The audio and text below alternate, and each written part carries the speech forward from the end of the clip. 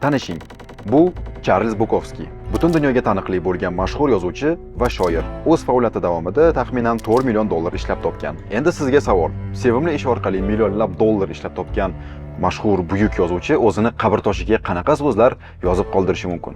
Ishingizni seving, hech qachon taslim bo'lmang yoki shunga o'xshash chiroyli motivatsion gap deb o'ylasangiz, don't try. Не пытайся. Urinma, harakat qilma. Bukovski qabr toshida aynan shunaqa deb yozilgan. G'alati emasmi? Butun umrini sevimli ishiga sodiq qolgan holda o'tkazib, muvaffaqiyatga erishgan odam bizga mana shunaqa motivatsiya qoldirib ketyapti. Har qadamda motivatorlar, Instagram coach, trenerlar bizga kodni yirtish kerak, yebajit qilish kerak, motivatsiyani поднять deb ertalabdan boshni qotiradi. Bu amaki esa bizga shunchaki harakat qilma deb ketyapti. Bukovski bizni shunchaki depressiyaga tiqmoqchi deb o'ylashingiz mumkin, lekin mana shu video davomida siz bu gaplarni shunchalik chuqur anglab yetasizki, don't try so'zi sizga hayotiy shior bo'lib qolishi mumkin. Va mana sizga oddiy misol. Mushuklar ko'pincha divan tagiga kirib oladi va ularni u yerdan hech qanaqasiga majburlab, chaqirib, erkalab, hattoki ovqat taklif qilib ham chiqara olmaysiz. Iltimos qilsangiz ham chiqmaydi. Lekin oxirida mana shu urinishlarni to'xtatib, shunchaki kompyuterda ishingizni qilib o'tirsangiz, mushugingiz o'zi kelib tizzangizga o'tirib oladi. Charles Bukowskining holatini ham taxminan shunga o'xshatsa bo'ladi. Amaki 50 yil davomida har xil nashriyot, pochta va qora ishlarda ishlagan, lekin shunga qaramasdan u yozuvchilik qilgan. Ijodini to'xtatmagan, ishdan bo'sh vaqtlarda imkoniyat paydo bo'lishi bilan u yozgan. Lekin muvaffaqiyat Bukovskiga ertami kechmi 50 yoshdan keyin kelgan. Pul, mashhurlik, orzudagi hayot. Biz ham hozir qanday qilib mana shu muvaffaqiyat sirini takrorlash mumkinligini birgalikda o'rganib chiqamiz. Hozir men sizga tanishtirmoqchi bo'lgan teskari kuch qonuni o'zi hayotimizning deyarli barcha qismida ishlaydi.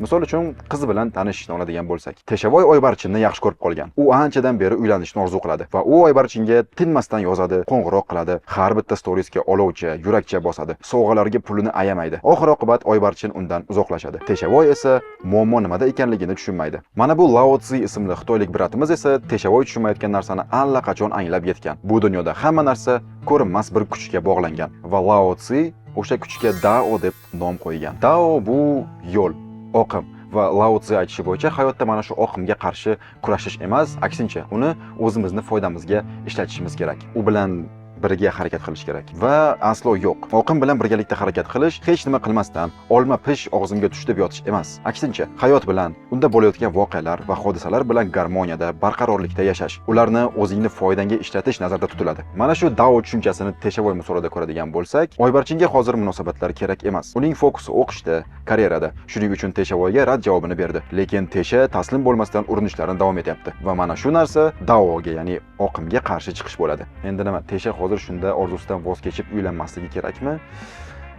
Yo'q. U shunchaki oqimni, ya'ni mana shu yo'lni o'zini foydasiga ishlatish kerak. Xuddi surfingchilarga o'xshab. Surfingchi okean to'lqinlarini yo'qotishga yoki tekislashga harakat qilmaydi. U shunchaki doskaga chiqib olib, to'lqinga moslashadi va to'lqinni o'z foydasiga ishlatadi. Teshavoy ham uylanish orzusidan voz kechmasdan shunchaki e'tiborni o'ziga qaratishi mumkin. Bitta qizni ko'ndirishga borini bergandan ko'ra, o'sha pul va vaqtni o'ziga sarflab kuchayib olsa, oqimni o'zi Teshavoyni uylanish orzusiga ancha tezroq olib keladi. Dao nimaligini o'zi bitta so'z bilan tushuntirib bo'lmaydi. U shunchaki bor narsa. Boricha qarash, boricha qabul qilish.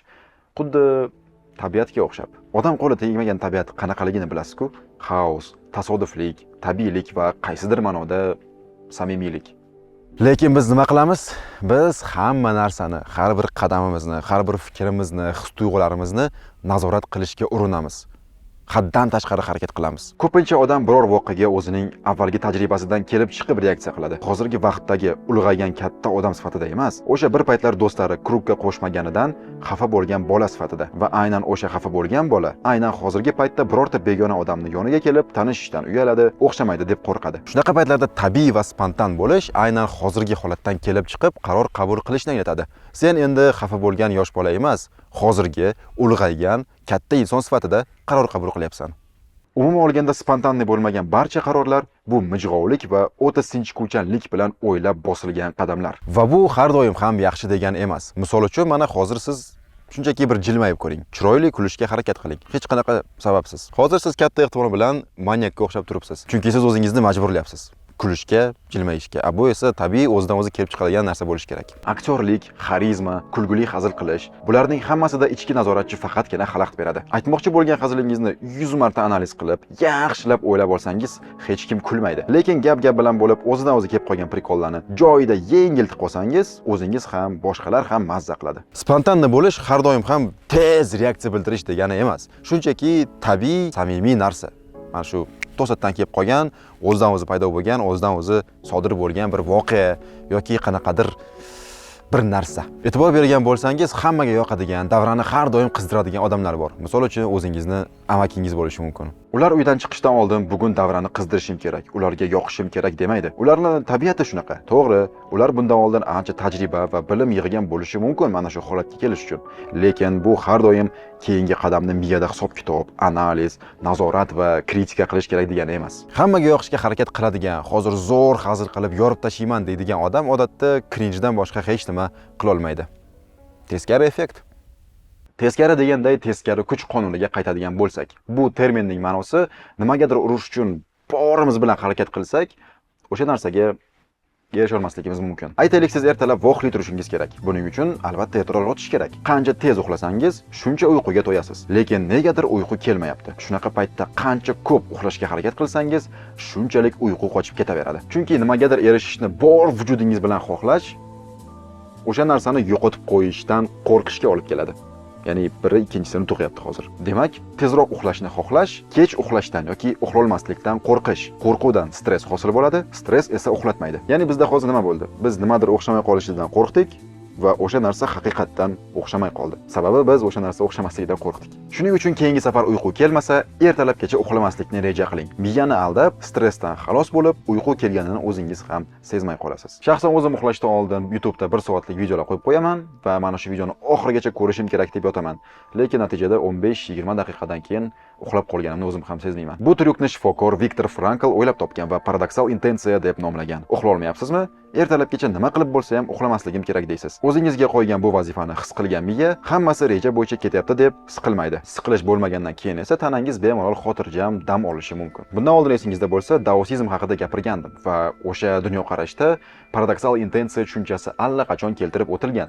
Shunchaki nomlanishi boshqacha. UVEY. UVEY tarjimasi non-action, bezdeyствие, harakat qilmaslik, tabiiy oqim ma'nolarini anglatadi. Bu yalqovlik yoki dangasalik degani emas. UVEY bu tabiiy hayot oqimini o'z foydangga ishlatish. O'zingni majburlab, ko'p kuch talab qiladigan, lekin fignya natija beradigan narsalar uchun o'zingni qiynamaslik. Yana aytib o'taman, qiynamaslik. Buning o'rniga diqqat va kuchni shunchalik aniq va to'g'ri nuqtaga yo'naltirish kerakki, vaziyatlarning o'zi sening foydangga ishlay boshlasin. Chunki ko'p muammolarni hal qilish uchun ba'zan faqatgina bitta narsa yetarli. Bu bo'lsa ham o'sha muammolarni chiranib, tirashib, hal qilishni to'xtatish. Qo'yvor. O'zi Dao uchun aniqroq misol bu suv oqimi emas, balki shamol. Chunki shamol daryo oqimidan farqli ravishda yo'nalishni tanlash huquqini o'zimizda qoldiradi. Bu yerda hozir sizda ikki xil yo'l bor. Birinchisi, o'zingni majburlab, og'ir mehnat qilaman deb eshkaklarga bor kuching bilan yopishish. Faqat azob, nafrat va og'riqdan o'tgan odam baxtli bo'la oladi degan narsaga ishonish, bu yerda o'zingni tanloving. Ikkinchi yo'l esa qisqa va yengil. Masalaga ijodiy yondashib, kemamizga yelkan ko'tarishimiz mumkin. Shunda shamolning o'zi kemangni oldinga olib ketadi. Agar biliming yetarlicha bo'lsa, shamolga qarshi ham suzishing mumkin. Shunchaki unga to'g'ri burchak ostida turib, zigzag uslubida harakatlanish kerak. Mehnat qilmasdan ko'lmakdan ham baliq tutolmaysan va boshqa shunga o'xshash gaplar bolaligimizdan bizni qulog'imizga quyiladi. Lekin ular har doim ham haqiqatga yaqin emas. Chunki bir tarafdan shamolga qarshi suza oladigan qayiqchi bo'lish uchun yillar davomida o'rganib, tajriba yig'ish kerak. Ammo tanganing ikkinchi tarafi shundaki, hayotda hamma narsa ham kuchli mehnat, mashaqqat, azob va iztiroblar talab qilmaydi. Ba'zida juda ham ko'p harakat qilib yuborish bizga zararga ham ishlashi mumkin. Bizda esa qanaqa? Mana shu yoshligimizdan paxat qilish kerak, ishlash kerak, yeb bashit qilish kerak degan tushunchalar miyamizga quyiladi. Va aynan mana shu narsa ko'p hollarda выгорание, depressiya va apatiyaga olib keladi. Endi miyaga dam berish uchun shu yerda bitta latifa aytib o'taman. Sahro bo'ylab bitta askar ketayotgan ekan. U juda ham chanqab ketgan va yo'lda ketayotib shundoq to'g'risiga qarasa, u yerda quduq turgan ekan. Lekin bitta muammo bor. quduqning oldida dahshatli ajdarho turibdi. Ajdarhodan qo'rqib ketgan askar birdaniga o'zini qilichini olib, u bilan jang qilishga kirishibdi. Bir kun jang qilgan, 2 kun jang qilgan va oxiri ikkalasi ham holdan toyib yerda yiqilib yotganda ajdarho zo'rg'a ko'zini ochib askardan so'rabdi. Do'stim, o'zi sen nima xohlaganding mendan? Quduqdan suv ichmoqchi edim. Men ham suv ichmoqchi edim. Birga ichardik. Hayotimizda ham o'ylab qarasangiz shunaqa. Masalan, ishingizda siz qaysidir muammo yoki vazifaga yechim topa olmayapsiz. 1-2 soatdan beri mana shuni ustida o'tiribsiz, lekin nima qilishni bilmayapsiz. Shu paytda yana ham kuchliroq kirishib, miyani ishlatishga harakat qilish katta ehtimol bilan umuman natija bermaydi. Lekin bir pasga chalg'ib, chiqib toza havoda aylanib, keyin ishga qaytish odatda ishni tezroq tugatishga yordam beradi. Chunki miya ozgina bo'lsa ham hordiq olib, mana shu vazifani yechish uchun yangi kuch to'playdi. O'zi e'tibor bergan bo'lsangiz, qiziqarli, kreativ va noodatiy g'oyalar umuman kutilmaganda kelib qoladi. Shunchaki piyoda ketayotganingizda, dushda yoki uxlashdan oldin. Bunaqa paytlarda miyamiz passiv holatda ishlaydi va uxlab yotgan neyronlarimiz to'satdan uyg'onib qolishi mumkin. Yoki mana baxt mavzusini olsak. Qancha ko'p baxtli bo'lishga harakat qilsangiz, o'zingizni shunchalar baxtsiz his qilasiz. Yoshlikda masalan biz umuman baxtsizlik nimaligini bilmaganmiz yoki yana ham baxtliroq bo'lishni xohlamaganmiz. Sal ulg'aygandan keyin esa baxt va uning maxsus kriteriylari borligi, biz baxt haqida qayg'urishni boshlaganimiz bizni baxtsiz qildi. Uxlayotgan odam men hozir uxlayapmanmi degan kabi savollarni bermaydi. U uxlayapti. Tamom. Baxt bilan ham shunaqa. Baxtli odam men o'zi baxtlimanmi? Hozir mana baxtli bo'ldimmi kabi savollarni bermaydi. Munosabatlarda ham shunaqa. Qanchalik birorta odamga yoqishga harakat qilsang, e'tibor bilan ko'mib tashlasang, o'sha odamni bu narsa qo'rqitib yuborishi mumkin. Nimagadir yoki kimgadir erishmoqchi bo'lsang, uni yo'qotishdan ham qo'rqib turasan. Va aynan mana shu qo'rquv sababli sen nosog'lom yoki xato qarorlar qabul qilasan. Shunchaki tabiiy va o'z-o'zidan bo'lishi kerak bo'lgan narsani tezlashtirish kerak emas. O'zingni yo'qotma, boshqa insondan kumir yoki idol yasab olma. U ham odam, sen ham odam.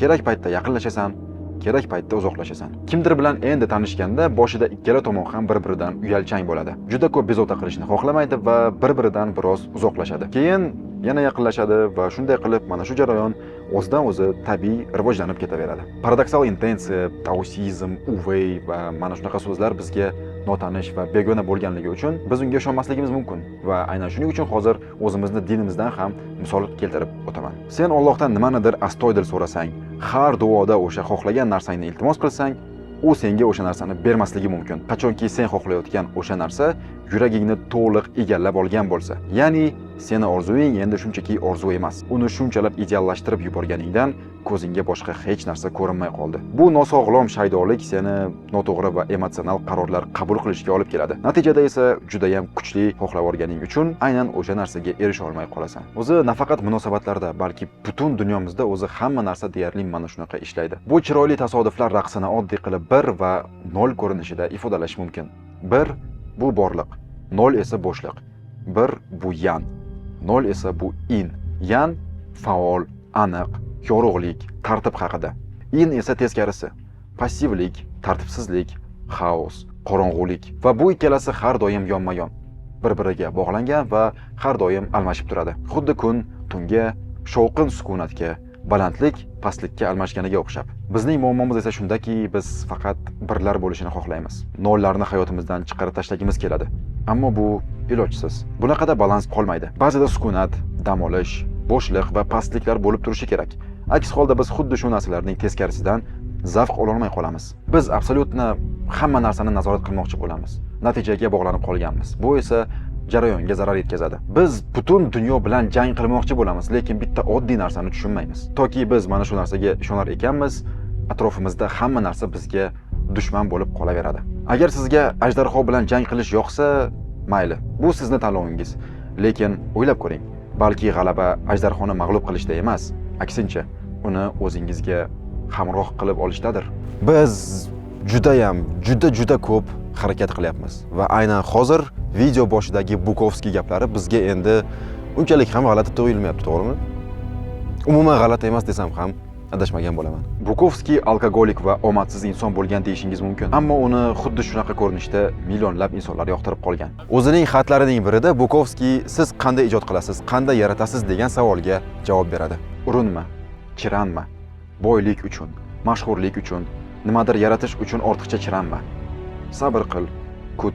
Agar o'xshamayotgan bo'lsa, yana sabr. Xuddi devordagi pashshaga o'xshab. Sen shunchaki pashsha yoningga uchib kelib, qo'nishini kutasan. Yoningga kelib qo'nganida Nima qilishni o'zing hal qil. O'ldir yoki tirik qoldir.